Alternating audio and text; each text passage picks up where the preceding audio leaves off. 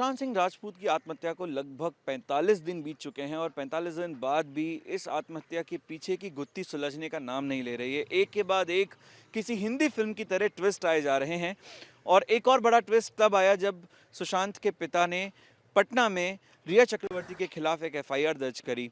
इस वक्त मेरे साथ सुशांत के को स्टार उनके दोस्त अनुराग शर्मा हैं। अनुराग, आपसे मैं जानना चाहूँगा, जितना आप सुशांत को जानते हैं या जानते थे, इतने सालों का आपका रिलेशनशिप रहा है, आप लोगों ने साथ में काम किया है 3 साल, आपके हिसाब से सुशांत क्या इस तरीके के इंसान थे जिनको कोई कंट्रोल किए कर सकता है? मुझे नहीं लगता कि कोई भी इंसान सुशांत को इस तरह से कंट्रोल कर सकता था। इंडिपेंडेंट इंसान था और अपनी मेहनत से ऊपर आया था, और जो इंसान अपनी मेहनत से स्ट्रगल करके ऊपर आता है उसको हर सिचुएशन का पता होता है, कहाँ पे क्या माहौल है, कौन इंसान कैसा नहीं है। तो मुझे नहीं लगता कि उसको कोई कंट्रोल कर सकता था। लेकिन सुशांत के पिता ने जो आरोप लगाए हैं, जो एफआईआर उन्होंने दर्ज करी, और उसी की वजह से बिहार पुलिस की एक टीम मुंबई आई है जो रिया से भी पूछताछ करेगी और उनके जो बाकी के जो सर्कल के लोग हैं उनसे भी पूछताछ होगी। सो आपका जो जितना भी कम्युनिकेशन रहा है, जितने भी आपकी जो बात हुई है सुशांत से उस समय या रिसेंटली भी अगर कभी बात हुई हो, तो आपके हिसाब से सुशांत क्या एक कमज़ोर मेंटल स्टेट में थे? आपने सुशांत को कैसा पाया?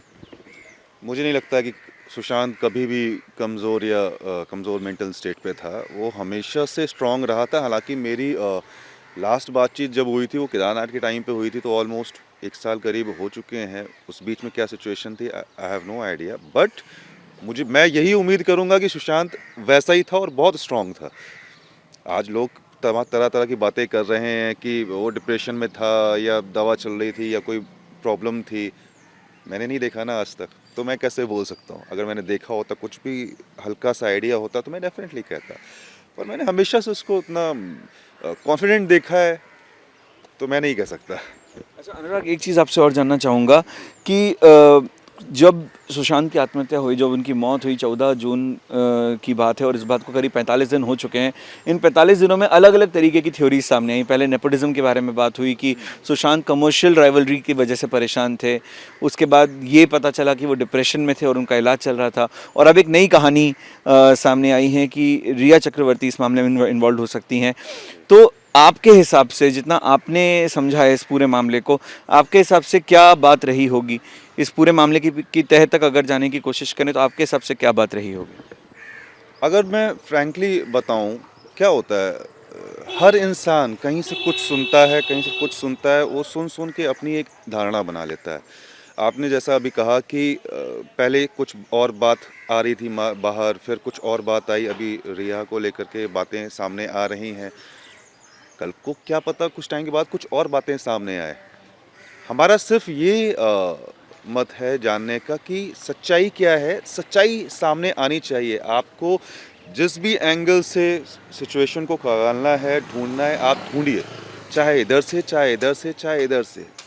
सच्चाई क्या है वो आनी बहुत ज़रूरी है। क्योंकि क्या होता है, हम बैठ कर के कुछ भी बातें कर लेते हैं, किसी पर कुछ भी आरोप लगा लेते हैं, लेकिन एग्जैक्ट सच्चाई क्या है वो तो जब सामने आएगी तभी हमें मालूम चलेगा। तो मैं सिर्फ यही दुआ करता हूँ कि सुशांत को इंसाफ मिलना चाहिए।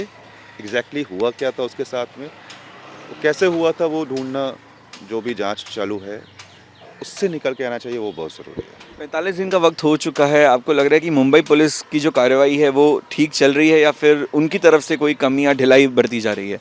क्योंकि 45 दिन काफ़ी लंबा समय, 1.5 महीना हो चुका है और अभी तक कोई कंक्लूसिव बात नहीं कर पाई है मुंबई पुलिस की। ये वजह हो सकती है? एक्चुअली रीज़न क्या हो सकता है वो हम नहीं निकाल सकते हैं, क्योंकि बड़ा केस है कहीं ना कहीं, और जहाँ पर सबूत कुछ ऐसा छूटा नहीं है कि हम एग्जैक्टली कुछ कह पाएँ। तो ऑब्वियस है, अब मुंबई पुलिस जैसे है वो भी अपनी पूरी कोशिश कर ही रहे हैं। भले 45 डेज़ हो गए, नाम इतने साल ज़्यादा जुड़ करके आ रहे हैं केस के साथ में, तो ऑब्वियस है उनको इधर भी जांच करनी, उधर भी करनी है। हमें नहीं पता कि अंदर क्या जांच चल रही है, तो हम नहीं बोल सकते कि टाइम ज़्यादा लग रहा है। हम सिर्फ ये बोल सकते हैं कि भाई जल्द से जल्द हो, रिज़ल्ट आए। आई थिंक मैं ही नहीं, पूरी दुनिया इस समय चाहती है कि जो भी रिज़ल्ट है वो जल्द से जल्द सामने आए, ताकि हमें भी सच्चाई मालूम चले, दुनिया को मालूम चले, और एक सही इंसाफ हो सके, उसमें कहीं कुछ गलत ना हो। अनुराग, एक चीज़ और, सुशांत को जिस तरीके से याद किया जाएगा वो एक बहुत ही खूबसूरत याद होगी। उनकी जो फिल्म आई दिल बेचारा, जो एक ओटीटी प्लेटफॉर्म पे रिलीज हुई, उसने सारे रिकॉर्ड तोड़ दिए। तो आपने क्या वो फिल्म देखी? आपका क्या सोचना था जब आपने वो फिल्म देखी? तो आपके दिमाग में क्या आया सुशांत को देखकर? डेफिनेटली मैंने फ़िल्म देखी, फ़िल्म बहुत अच्छी बनी हुई है, बहुत इमोशनल बनी हुई है और हमारी नज़र सिर्फ़ और सिर्फ सुशांत पे थी, ऑब्वियस है। एक अलग ही इमोशनल माहौल है पूरे देश में इस समय और पूरे देश ने कहीं न कहीं उसी इमोशंस के साथ में उसकी फ़िल्म देखी है और उसको आखिरी बार हम फ़िल्म में देख रहे थे तो कहीं न कहीं हर वो मोमेंट हमारे सामने आता जा रहा था जो हमने उसके साथ जिया है, जो हमने साथ में काम किया है। तो वो हर एक चीज़ सामने कहीं न कहीं आ रही थी और फ़िल्म एंड में आते-आते जहाँ एक इंसान जो दूसरे को लाइफ़ जीने का तरीका बता रहा है, खुश दिख रहा है और एंड में वही इस दुनिया से चला जाता है, तो वो बहुत ही ज़्यादा इमोशनल है। लेकिन जाने से पहले जब वो अपने जाने के लिए पहले जाने के बाद की प्रैक्टिस पहले ही कर रहा है कि भाई वो देखना चाहता है कि भाई उसका फ़नरल कैसे होगा उसके मरने के बाद। वो सीन कहीं न कहीं बहुत ज़्यादा इमोशनल था, जो मुझे मेरी पूरी फैमिली को टच कर गया एंड आई एम श्योर कि पूरी दुनिया को उसने छुआ होगा और बड़ा इत्तेफ़ाक लगता है कि जो चीज़ हमने 45 डेज़ पहले देखी, कहीं न कहीं वो कुछ उससे मिलता-जुलता फ़िल्म में भी है।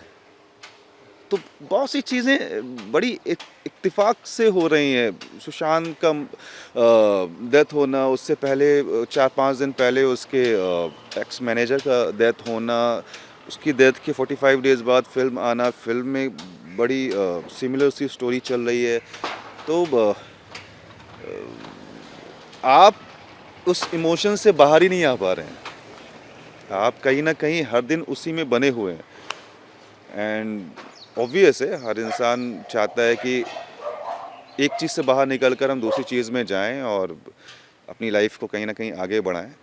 बट मैं सिर्फ़ यही दुआ करता हूँ कि जल्द से जल्द फ़ैसला आए, वो चाहे किसी के थ्रू आए, सही है। That is important. तो ये थे अनुराग शर्मा, जिन्होंने बहुत ही खूबसूरत तरीके से सुशांत को उनकी आखिरी फिल्म के ज़रिए याद किया और वो पूरी उम्मीद कर रहे हैं कि जांच जल्दी पूरी होगी और जो भी दोषी है उसको सज़ा मिलेगी। सुशांत की मौत के पीछे का सच सामने आएगा। कैमरामैन रंजीत गुप्ता के साथ पारस कोठारी, इंडिया टीवी, मुंबई।